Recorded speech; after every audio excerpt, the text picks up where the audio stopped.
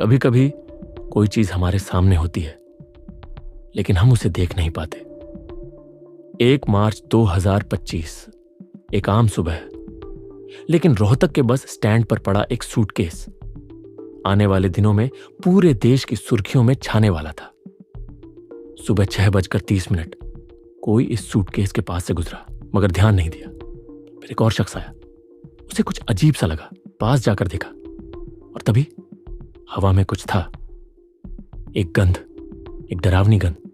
Police को बुलाया गया और जब सूटकेस खोला गया, जो दिखा उसने हर किसी के रोंगटे खड़े कर दिए।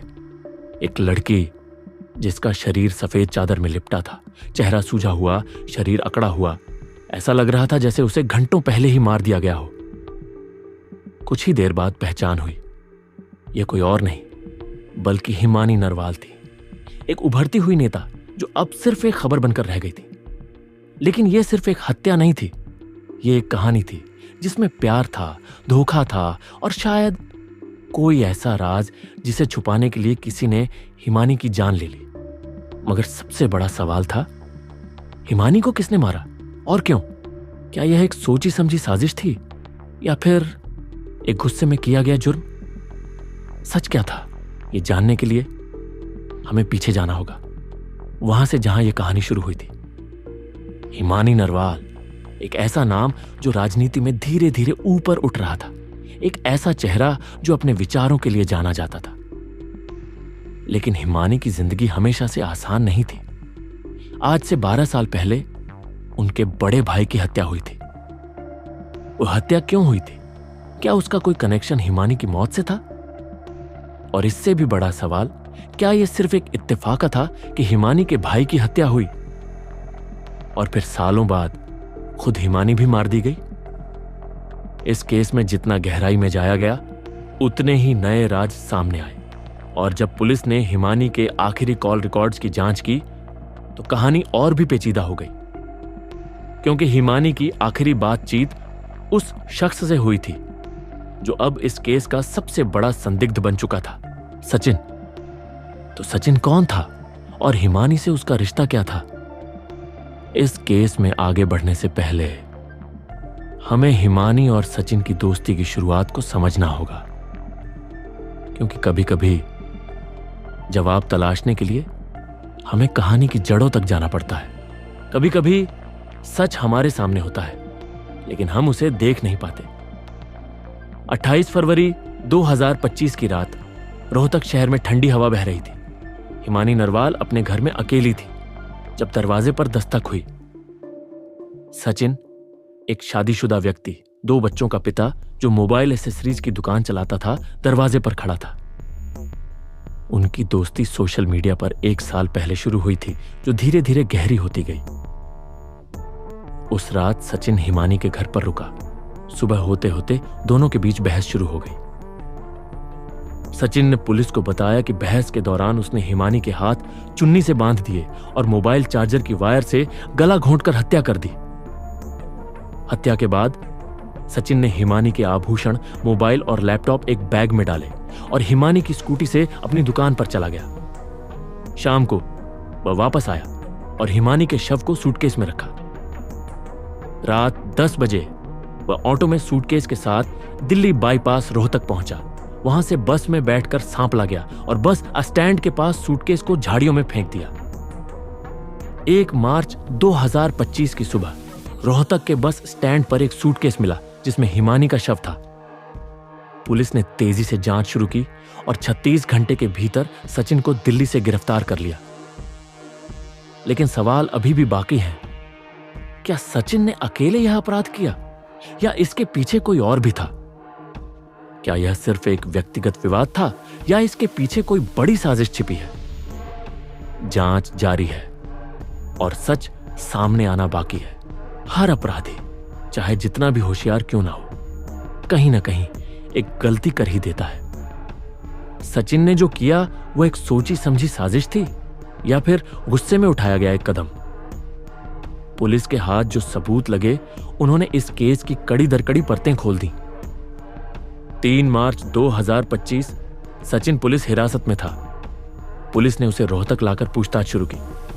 पहले तो उसने बातों को घुमाना चाहा, लेकिन जब पुलिस ने उसे वह सबूत दिखाए जो उसके खिलाफ थे, सचिन का चेहरा उतर गया। फरवरी 28 की रात जब हिमानी नरवाल मारी गई, तब सचिन की लोकेशन क्या थी? पुलिस के पास उसके मोबाइल की लोकेशन थी और यह लोकेशन हिमानी के घर से मैच कर रही थी। इसके अलावा सचिन की दुकान पर लगे सीसीटीवी फुटेज में एक अहम चीज रिकॉर्ड हो गई थी।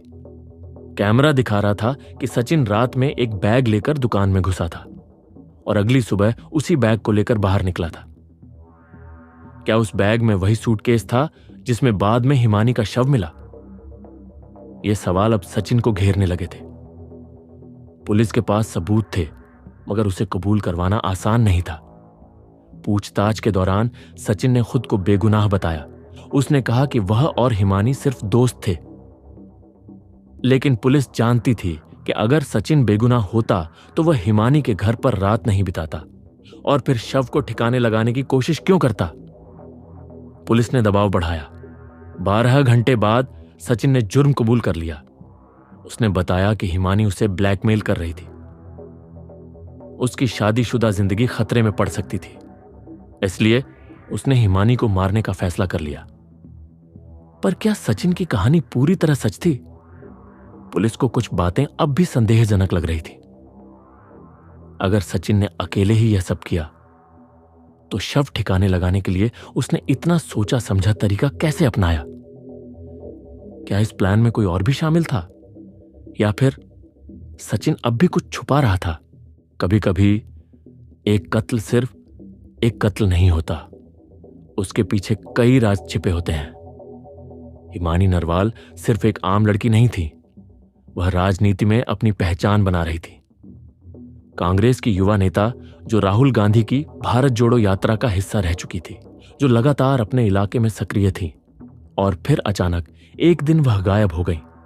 क्या यह हत्या सिर्फ एक व्यक्तिगत दुश्मनी का नतीजा थी, या फिर इसके पीछे कोई राजनीतिक साजिश भी थी? जब पुलिस ने सचिन से कड़ाई से पूछताछ की तो उसकी कहानी में कई झोल नजर आए। पहले वह कहता रहा कि यह सिर्फ एक गुस्से में किया गया जुर्म था, लेकिन जब पुलिस ने हिमानी के राजनीतिक संपर्कों पर गौर किया तो एक नया एंगल सामने आने लगा। हत्या से कुछ दिन पहले हिमानी ने अपने कुछ करीबी लोगों से कहा था कि वह किसी बड़े रहस्य का पर्दाफाश करने वाली है। लेकिन यह रहस्य क्या था? और क्या सचिन को डर था कि कहीं यह बात बाहर ना आ जाए, या फिर सचिन सिर्फ एक मोहरा था, असली खेल कोई और खेल रहा था? हिमानी की हत्या के बाद कांग्रेस पार्टी के कई नेताओं ने इस मामले में निष्पक्ष जांच की मांग की। राहुल गांधी ने भी इस केस पर बयान दिया और कहा कि एक युवा नेता को इस तरह मार दिया जाना लोकतंत्र के लिए बड़ा खतरा है। लेकिन सवाल अब भी बना हुआ था, क्या यह मामला सिर्फ एक अफेयर का नतीजा था, या फिर इसमें कोई राजनीतिक षड्यंत्र भी था? जांच जैसे जैसे आगे बढ़ रही थी, पुलिस को कुछ नए सुराग मिल रहे थे जो यह साबित कर सकते थे कि हिमानी नरवाल की हत्या कोई सामान्य अपराध नहीं थी, बल्कि इसके पीछे कोई बड़ा खेल था। हर कत्ल के पीछे एक मकसद होता है, लेकिन इस बार मकसद क्या था? क्या यह सचिन और हिमानी के रिश्ते का अंत था, या फिर इसके पीछे कोई बड़ी साजिश थी? जैसे जैसे जांच आगे बढ़ी, पुलिस को कई नए सुराग मिले जो इस केस को एक अलग ही दिशा में ले जा रहे थे। 1 मार्च 2025 हिमानी नरवाल की हत्या को अब 24 घंटे से ज्यादा हो चुके थे। सोशल मीडिया पर उनके लिए न्याय की मांग उठने लगी थी। कांग्रेस के कई नेताओं ने सरकार पर सवाल खड़े किए कि इस केस में राजनीतिक दबाव के कारण निष्पक्ष जांच नहीं हो रही। लेकिन सरकार पर दबाव बढ़ने के बावजूद पुलिस अब भी किसी बड़े षड्यंत्र की पुष्टि करने से बच रही थी। सचिन से लगातार पूछताछ जारी थी, लेकिन उसकी कहानी बार बार बदल रही थी। कभी वह कहता कि हिमानी उसे ब्लैकमेल कर रही थी, कभी कहता कि वह गुस्से में उसने उसे मार दिया, लेकिन पुलिस को उसके बयान पर भरोसा नहीं था। हिमानी के करीबी दोस्तों ने बताया कि हाल ही में उन्होंने कुछ महत्वपूर्ण दस्तावेज इकट्ठा किए थे जिन्हें वह जल्द ही सार्वजनिक करने वाली थी। क्या ये दस्तावेज सचिन से जुड़े थे, या फिर इसमें कुछ और बड़ा छिपा था? पुलिस अब हिमानी के फोन और लैपटॉप की फॉरेंसिक जांच कर रही थी। और जल्द ही उन्हें कुछ ऐसे सुराग मिलने वाले थे जो इस केस को पूरी तरह से पलट कर रख देते। हर कत्ल अपने पीछे कुछ सुराग जरूर छोड़ता है। सवाल यह था कि हिमानी नरवाल की हत्या के पीछे का असली सच क्या था? क्या यह सिर्फ एक निजी दुश्मनी थी, या इसके पीछे कुछ ऐसा था जिसे छुपाने के लिए उसकी जान ले ली गई? जांच जैसे जैसे आगे बढ़ी, पुलिस को कुछ ऐसे सबूत मिले जिसने इस केस की दिशा पूरी तरह बदल दी। 5 मार्च 2025 हिमानी का मोबाइल और लैपटॉप अनलॉक हुआ। हत्या के 4 दिन बाद पुलिस को हिमानी नरवाल के फोन और लैपटॉप की फॉरेंसिक रिपोर्ट मिल गई। इसमें कुछ ऐसी चीजें थीं जो यह साबित कर सकती थीं कि हिमानी सिर्फ एक राजनीतिक कार्यकर्ता नहीं, बल्कि कुछ बड़े खुलासे की तैयारी कर रही थी। फोन डेटा से पता चला कि हत्या से 1 दिन पहले हिमानी ने किसी से लंबी बातचीत की थी। यह कॉल 27 मिनट लंबी थी, लेकिन यह नंबर किसी नेता का नहीं, बल्कि एक अज्ञात व्यक्ति का था। इसके अलावा हिमानी के लैपटॉप से कुछ ऐसे ईमेल मिले जिनमें वह अपने करीबी लोगों को यह बता रही थी कि उन्हें किसी से धमकी मिल रही थी। पर यह धमकी कौन दे रहा था? सचिन या कोई और? क्या यह हत्या सिर्फ प्यार और धोखे का मामला था, या कुछ और बड़ा? जांच के दौरान पुलिस को एक और महत्वपूर्ण सबूत मिला। सचिन के बैंक अकाउंट में हाल ही में एक बड़ी रकम जमा हुई थी। क्या यह महज संयोग था, या फिर सचिन को किसी और ने इस हत्या के लिए पैसे दिए थे? अगर ऐसा था तो फिर सवाल उठता है, वो तीसरा शख्स कौन था? अब यह केस सिर्फ एक मर्डर मिस्ट्री नहीं रहा, यह एक गहरी साजिश का इशारा कर रहा था। कांग्रेस के नेताओं ने फिर से इस केस की निष्पक्ष जांच की मांग की, जबकि सरकार पर दबाव बढ़ता जा रहा था। पर क्या यह केस अब किसी और मोड़ पर जा रहा था?